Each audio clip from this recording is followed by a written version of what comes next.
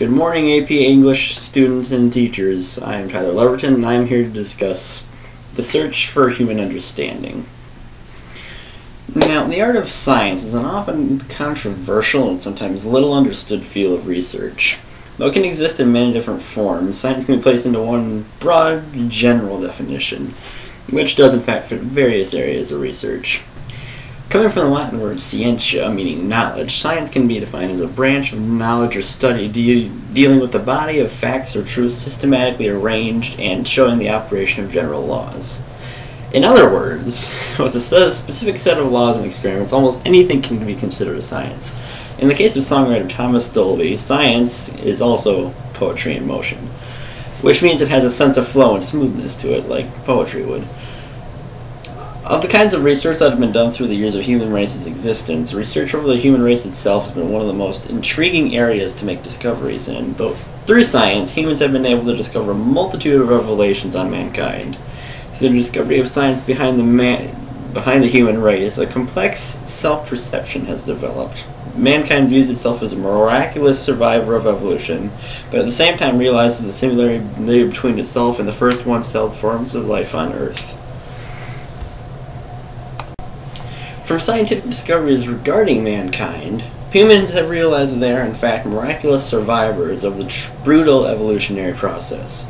Various research and experiments have begun to show just how far the human evolution process has become, and what human beings have been formed from.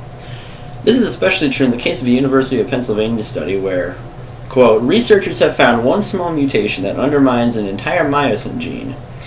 Their estimated dating for the appearance of this mutation places it at about 2.5 million years ago, just prior to a period of major evolutionary changes in the humanoid fossil record.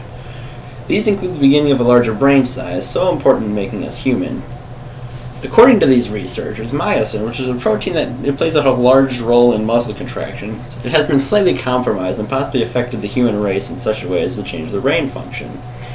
Researchers has thus made an impactful scientific discovery that this one small change in human genealogy could have meant life or death of mankind. Therefore, it is clear that mankind is a miracle in itself, where everything must go exactly right in order to create what is known today as a human. This miracle is further explored in Bill Bryson's essay, How You Became You, where he specifically focuses on the little things of the human anatomy and the impressive feat of being alive. Through the evolutionary process, Bryson notes that humans, quote, have abhorred oxygen and then doted on it, grown fins and limbs and jaunty sails, laid eggs, flicked the air with a forked tongue, been sleek, been furry, lived underground, lived in trees, been big as a deer and small as a mouse, and a million things more. Noticing all the different paths that humans have taken throughout history, Bryson is able to use such an extraordinary list to outline the remarkable past of human life. The various transformations and evolutions mankind has undergone make it possible to believe that life is miraculous and seldom achieved feat.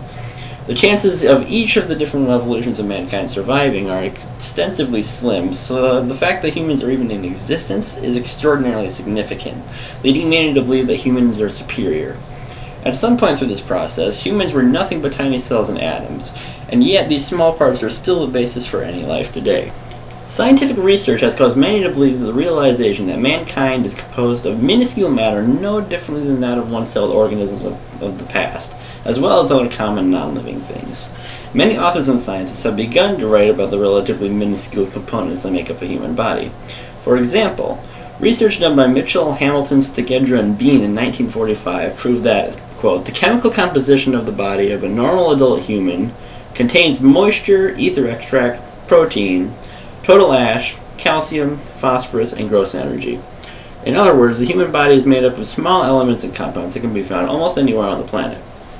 The fact that small matter like this can somehow combine in such a precise way as to create a human being has rightly spawned the belief that humans are impressive creatures, especially since their composition is roughly equivalent to that of the first single-celled atoms. Similarly, the aforementioned Bill Bryson also investigates a similar route of thought with his essay. When it comes to the composition and chemistry of the body, quote, life is curiously mundane. Carbon, hydrogen, oxygen, and nitrogen, a little calcium, a dash of sulfur, a light dusting of very ordinary elements, nothing one wouldn't find in an ordinary drugstore. In a similar fashion as the research done in 1945, Bryson very carefully walks through all the major elements that make up the human body while comparing them to those elements found in medicine. These atoms themselves are not very complex, but they somehow combine to form an advanced configuration known as the human body. The scientific knowledge Bryson possesses causes many to realize the miracle of their existence, and at the same time shows both the simple and complex sides of life. Let alone the fantastic event of atoms coming together to form something groundbreaking like the human anatomy, scientific research shows that the miracle of just that, the level of intelligence that humans contain.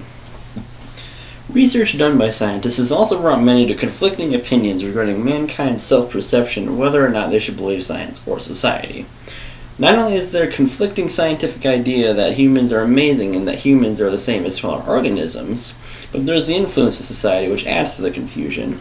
A common topic of debate is the human brain, which itself is the subject of various areas of research, as it literally controls the entire body. This idea of science versus society can be seen in Stephen Jay Gould's analysis of the scientist Paul Broca's research on brains of females and how their size compares to that of males. According to Gould, Broca, quote, made no attempt to measure their effective size alone and actually stated that it could not account for the entire difference in weight because he knew that women were not as intelligent as men. Because of society's belief in male superiority, Broca automatically assumed that females were less intelligent, though Gould's data shows otherwise. This research and societal information causes many to perceive themselves as something that they are not, like females viewing themselves as inferior just because society says so. Science, however, does influence many and thus causes many to believe that the two genders are on equivalent grounds when referencing intelligence. So, science has become a dependable and informational form of relying facts and research about the centuries of human life. This research has become even more focused on the human body itself and how advanced and complicated it really is. The discoveries that have been made about mankind and its past and composition has given those same humans the reason to believe in the miracle of the evolutionary process and the unlikelihood of their existence. Science has also been able to determine the composition of the human body and allow people to understand they are made of just relatively simple forms of matter, similar to that of single-celled organisms of the past. Finally, research, science, and society has given conflicting arguments regarding the roles of humans in society, specifically challenging stereotypes and allowing humans to have different self-perceptions of themselves. The presence of science in the lives of humans has given them reasons to continue to strive and move closer to understanding just how everything works in the human body, the world, or even the distant universe. The technological advances of today and the future will progress this research further yet, and may give new and improved beliefs about the nature of the human race.